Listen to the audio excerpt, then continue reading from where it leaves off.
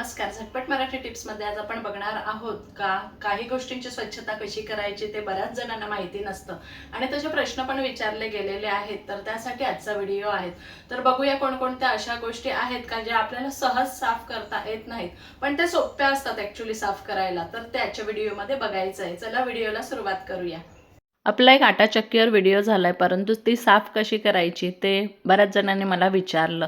तर आज आपण त्याची साफसफाई बघूया का आटा चक्की कशी साफ करायची. तर आटा चक्की नेहमी कोरड्या जागी साफ स्वच्छ जागीच ठेवायची, म्हणजे ती जास्तीत जास्त चांगली राहते. त्याच्यात किडे पोपेटी वगैरे पडत नाही. माझी आटा चक्की 13 वर्ष जुनी आहे, गॅलेक्सी कंपनीची आहे. तर जरा हे जुनं मॉडेल आहे. तर ते बघूया आपण. आत्ता जर तुम्ही नवीन मॉडेलमध्ये बघाल तर फारसा असा फरक नाही आहे, थोडाफार ॲडव्हान्स केलेला आहे. हा वरचा ऑपर तर तसाच आहे, शिवाय खालचा भाग आहे तर तो स्वच्छ करण्याची जास्त गरज असते. तर तो आपण नेहमी ब्रशने करायचा. याच्यासोबत एक ब्रश येतो किंवा आपण वेगळा पण ब्रश घेऊ शकतो. एक छोटा ब्रश आणि एक मोठा ब्रश नेहमी ठेवायचा. तर छोटा ब्रश याच्याबरोबर येतो, शिवाय हा मोठा ब्रश आहे ना, याने खूप छान स्वच्छता होते. तर मी हा खास या चक्कीसाठीच ठेवलेला आहे. तर साईडचं पहा, हे होल वगैरे आहेत, हे पण अगदी बारकाईने किंवा छोट्या ब्रशने स्वच्छ करून घ्यायचे. तर असे 2 ब्रश आपल्याला स्वच्छ करण्यासाठी वापरायचे आहेत. आणि त्याच्यानंतर आपण 3 महिन्यातून एकदा डीप क्लिनिंग करायचं आहे. डीप क्लिनिंग म्हणजे ओल्या कपड्याने सगळं पुसून घ्यायचं आणि थोडा वेळ उन्हात ठेवायची आटा चक्की 1-2 तास, म्हणजे ती कोरडी होते. त्याच्यानंतर आपण दरवेळी जेव्हा साफ करतो तेव्हा पाणी लावायची गरज नाही. तर आपण साफ केल्यानंतर कोरड्या फडक्याने पुसून घ्यायची नंतर, आणि मग त्याच्यात हा भीमसेनी कापूर टाकून ठेवायचा. दर 15 दिवसांनी तुम्ही भीमसेनी कापूर जेव्हा उडून जातो तेव्हा परत ठेवायचा आहे. म्हणजे त्यामुळे या आटा चक्कीमध्ये किडे वगैरे काही पोपेटी होणार नाही, टोके होणार नाहीत आणि अगदी आपली आटा चक्की स्वच्छ राहते.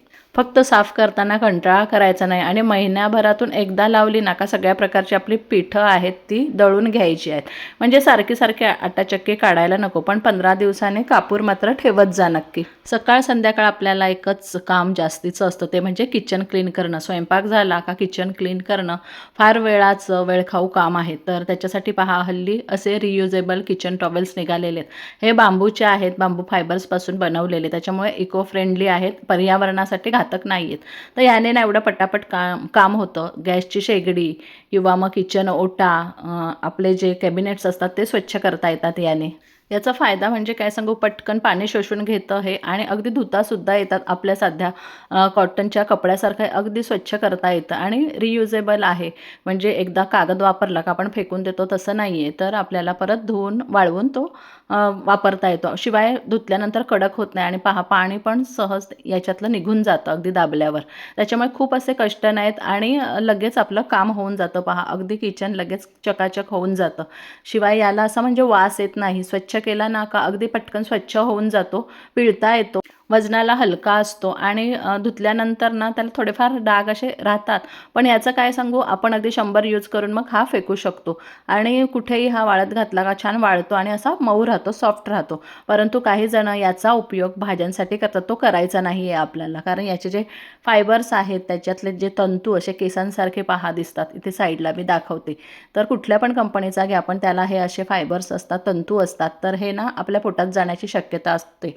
कारण भाजी आपण धुवून मग याच्यात ठेवतो कोरडी करून आणि मग फ्रीजमध्ये आपण ठेवून देतो. पण हे खूप आरोग्याला घातक आहे, कारण सहज हे पचलं नाही जाणार. जरी आपण बोलतो का इको फ्रेंडली आहे, तर ते पर्यावरणासाठी चांगलं आहे, पण आपल्या पोटासाठी नाही. तर फ्रीजमध्ये खूप जण याच्यात भाजी, कोथिंबीर वगैरे असं बांधून ठेवतात. परंतु नकळत जर याचे फायबर्स आपल्या पोटात गेले तर ते पचनाला किंवा डायजेस्ट होणार नाहीत आपल्याला. तर हे आपण लक्षात ठेवलं पाहिजे. त्याच्यामुळे आपण भाजीसाठी वगैरे टिश्यू पेपर वापरा किंवा मग रुमालाचे तुकडे वापरा किंवा कपडे वापरा त्याच्यासाठी चांगले. तेच आपल्या आरोग्याच्या दृष्टीने सेफ आहे. आत्ता जी टिप आहे ती आहे छोट्या किचनसाठी आणि कंजस्टेड किचनसाठी. पण माझं कंजस्टेड नाही आहे. माझ्या ह्याला अगदी खूप मोठी विंडो आहे, त्याच्यामुळे माझं मोकळं किचन आहे. पण ज्यांचं अगदी खूप छोटं असतं, कंजस्टेड असतं, व्हेंटिलेशन नसतं, अशांसाठी ही टिप आहे. तर आपल्या घरात म्हणजे आपल्या किचनमध्ये वेगवेगळे पदार्थ बनतात, त्याच्यामुळे ना असा वास कोंडला जातो, जरी चिमणी असली, एक्झॉस्ट असलं तरीसुद्धा. तर त्याच्यासाठी काय करायचं, आठवड्यातून 1-2 वेळा असं आपण लवंग आणि भीमसेनी कापूर आहे तो एकत्र जाळावा किंवा मग असं जे आपण कपूरदाणी असते त्याच्यात जाळावा. तर थोड्याशा लवंग घ्यायच्या, अगदी 3-4 घेतल्या तरी चालतील. वरचं जे फूल आहे त्याच्या सकट घ्यायच्या, म्हणजे वास चांगला अरोमा आपल्या किचनमध्ये येतो. तर मी लवंग घेतलेली आणि थोडासा भीमसेनी कापूर. तर तुम्ही दुपारचं जेवण झाल्यानंतर जेव्हा आपण किचन स्वच्छ करतो तेव्हा किंवा मग रात्रीचं जेवण झाल्यावर केलं तरी बेस्ट आहे. अगदी हा वास सगळ्या आपल्या किचनमध्ये दरवळत राहतो. आणि जर खिडकी एखाद छोटीशी असेल तर तीसुद्धा बंद करून घ्या. आधी हा वास पूर्ण सगळ्या आपल्या घरात मस्त ॲब्झॉर्ब होऊ देत. जो काही कोंदट वास आहे तो निघून जातो. शिवाय जर तुमचं किचन मोठं असलं तरी पावसाळ्यात हा उपाय नक्की करा.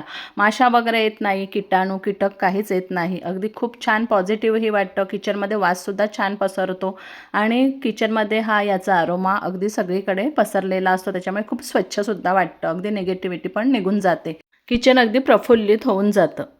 बऱ्याच जणींना फूड प्रोसेसरला खूप नावं ठेवतात का काय वापरायचं, ते वापरल्यानंतर स्वच्छ करायला खूप वेळ जातो. पण तसं नाही, अगदी लवकर स्वच्छ होतो. तेच आता मी दाखवते. कारण फूड प्रोसेसर आपली निम्म्याहून अधिक कामं करतो आणि वेळ वाचतो आपला. तर पहिले कणकेचंच जार दाखवते कशी साफ करायची. तर कणिक झाल्यानंतर, मळून झाल्यानंतर पाणी घालून ठेवायचं त्याच्यात. अगदी 15 मिनिटाचा वेळ असतो. तर आपण पाणी घालून ठेवायचं आणि दुसरं काम करायचं.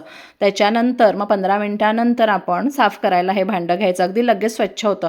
ज्यांच्याकडे डिशवॉशर आहे तर त्याने डिशवॉशरमध्ये टाकलं तरी चालेल. पण माझ्याकडे आहे, मी डिशवॉशरमध्ये नाही साफ करत. तर माझं पटकन हातानेच साफ होऊन जातं. कारण जार ना काही दिवसांनी डिशवॉशरमध्ये पांढरट पडते. त्यापेक्षा हाताने पटकन स्वच्छ होते. फक्त असं एक छोटंसं टूथब्रश ठेवायचं आणि 15 मिनिटानंतर नुसतं नळाखाली पकडलं ना तरी हे सगळं निघून जातं. आणि जर भाजीचं जार असेल, भाजी आपण चिरलेली किंवा काही केलं असेल तर ती तर अगदी नुसते पाण्याने स्वच्छ होऊन जाते. काय घासायची सुद्धा गरज नाही आहे. तर पहा, छोट्याशा ब्रशनं अगदी 2 मिनिटात हे फूड प्रोसेसरचं जार स्वच्छ होऊन जातं. पहा, जर तुम्हाला कणकेची अशी या प्रकारे जार स्वच्छ करायची असेल तर परत साबण लावायची पण गरज नाही. पण मी ते सुद्धा लावून दाखवते. कारण कणकेनेच एवढी स्वच्छ होऊन गेलेली असते ना, त्याच्यामुळे परत साबण लावायची गरज नाही. परंतु जर तुम्हाला तसं वाटत असेल तर नक्की साबण लावा. तर पहा, झालेली अगदी क्लिअर झालेली आहे. तरी पण मी साबणाने पण घेतलेली आहे.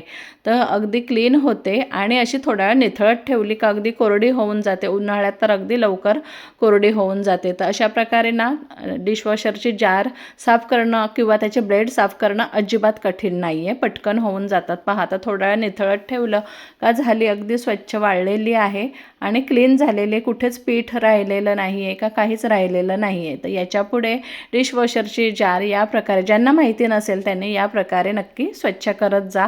वेळ खाऊ अजिबात हे काम नाही. कारण फूड प्रोसेसर हे खूप महत्त्वाचं आहे किचनमध्ये प्रत्येकीच्या. आणि अगदी तुम्ही ऑफिस गोईंग असाल तर नक्कीच. मार्केटमधून भाज्या आणल्या ना का बरेच जण तशाच फ्रीजमध्ये ठेवतात. पण तशा नाही ठेवायच्या. स्वच्छ मिठाच्या पाण्यात ठेवायच्या. अगदी 15 मिनटं ठेवा. त्याच्यानंतर स्वच्छ धुवा आणि मग त्या अशा कोरड्या कपड्यावर टाकून ठेवा. आणि खूप असं चोळत बसायची गरज नाही. तर हा कपडा असाच एकत्र करून ठेवायचा, झाकून ठेवायच्या त्या भाज्या. हे काम रात्री करायचं आणि सकाळी उठल्यानंतर पहा अगदी भाज्या कोरड्या असतात. म्हणजे खूप त्याच्यात वेळ घालवण्याची गरज नसते. सकाळी आपण अशा प्रकारे या भरून ठेवू शकतो. म्हणजे आपला वेळ वाचतो. आणि सगळ्या भाज्या जेव्हा आणू त्यावेळीच हे काम सगळं करून टाकायचं. म्हणजे एका वेळीनं आपलं बरंचसं काम होऊन जातं. वेळ वाया जात नाही. अगदी मिरची, कोथिंबीर, कढीपत्तासुद्धा त्याच प्रकारे मिरचीचे देठ आठवणीने काढून टाकायचे. म्हणजे मिरचीचा जो खालचा भाग असतो ना तो खूप स्वच्छ राहतो. त्याला लवकर बुरशी येत नाही. कढीपत्तासुद्धा असा कोरडा करायचा. म्हणजे तो तेवढा चांगला छान राहतो. आणि या अशा भाज्या स्वच्छ करून ठेवल्या ना का काचेच्या कंटेनरमध्ये तुम्ही भरून ठेवा.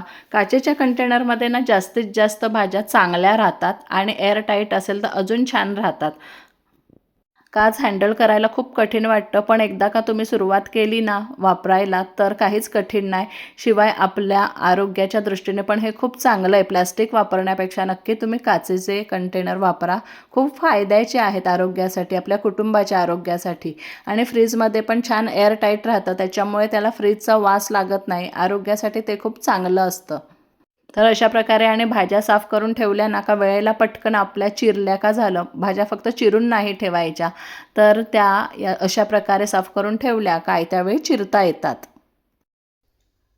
तर कसा वाटला आजचा व्हिडिओ आवडला तर लाईक, शेअर, कमेंट करा आणि चॅनल नक्की सबस्क्राईब करा.